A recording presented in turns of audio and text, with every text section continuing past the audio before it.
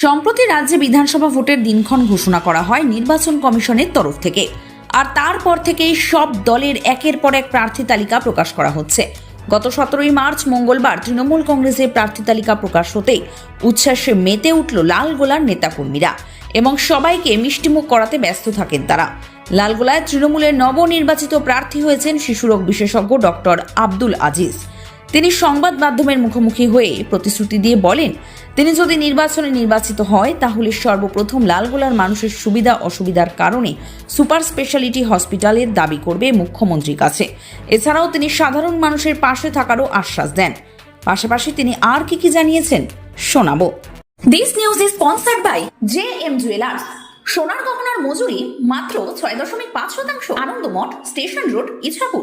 বন্দ্যোপাধ্যায় বাংলার মানুষের দেশনেত্রী, জননেত্রী, মনের মণিকোঠায় যিনি বিরাজ করেন তার নাম মমতা বন্দ্যোপাধ্যায়, নেতা অভিষেক বন্দ্যোপাধ্যায়। তিনি যেভাবে বাংলার মানুষের কাছে প্রতিনিয়ত উন্নয়ন পৌঁছে দিয়েছেন, মানুষের সুখে দুঃখে আছেন, মানুষের সুবিধায় আছেন, বাংলায় যেভাবে 2011 সাল থেকে শান্তি প্রতিষ্ঠিত হয়েছে, চিন্তার কোনো কারণ নেই। তৃণমূল কংগ্রেসের কর্মীরা মানুষের কাছে পৌঁছালেই মানুষ ভোট দেবেন এবং তৃণমূল কংগ্রেসের প্রার্থীকে নির্বাচিত করবেন। 21 বিধানসভা নির্বাচনে এই বিধানসভা থেকে সোহম চক্রবর্তী বিধায়ক হয়েছেন, এরপরে আপনি একদিকে সভাধিপতি, অন্যদিকে আবার প্রার্থী হয়েছেন। মানুষের কি স্বতঃস্ফূর্ত লক্ষ্য? মানুষের প্রচন্ড ঢল। আজকে আপনারা তো সঙ্গে আছেন, দেখছেন যে বিভীষণপুর গ্রাম পঞ্চায়েতে আমরা নির্বাচনী প্রচার আজকে সর্বপ্রথম আমি শুরু করেছি।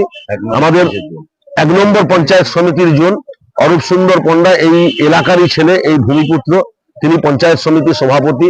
আমাদের সৌরভ এই গ্রাম পঞ্চায়েতের উপপ্রধান, তাদের নেতৃত্বে সমস্ত আমাদের বুথ সভাপতি থেকে আঞ্চলিক লিডারশিপ থেকে আমাদের ত্রিস্তর পঞ্চায়েত ব্যবস্থা নির্বাচিত প্রতিনিধি থেকে সকলেই উপস্থিত আছেন। আর এলাকায় মানুষের ঢল নেমেছে, মানুষ স্বতঃস্ফূর্ত ভাবে তৈরি। শুধু কখন EVM ভোটিং মেশিন পাবেন আর ঘাসের উপর জোড়া ফুলে ছাপ দিয়ে ভারতীয় জনতা পার্টির জামানত থেকে বাজেয়াপ্ত করবেন। অন্যান্য বিধানসভায় কি ভোট প্রচারে যাবেন? অবশ্যই যাবো। আমি গত কয়েকদিন ধরে সমস্ত অনেকগুলো বিধানসভায় ভোট প্রচার করেছি, আবার সমস্ত বিধানসভায় ভোট প্রচারে যাব। তার সাথে সাথে চণ্ডীপুর বিধানসভাতে আজকে শুরু করেছি। পরপর যখন যেরকম শিডিউল আসবে সেরকম যাব, বাইরের বিধানসভাগুলোতে প্রচারে যাব। 25 নন্দীগ্রামে আসছেন অভিষেক বন্দ্যোপাধ্যায়। হ্যাঁ, 25 তারিখ আমাদের নেতা অভিষেক বন্দ্যোপাধ্যায় নন্দীগ্রামে আসছেন।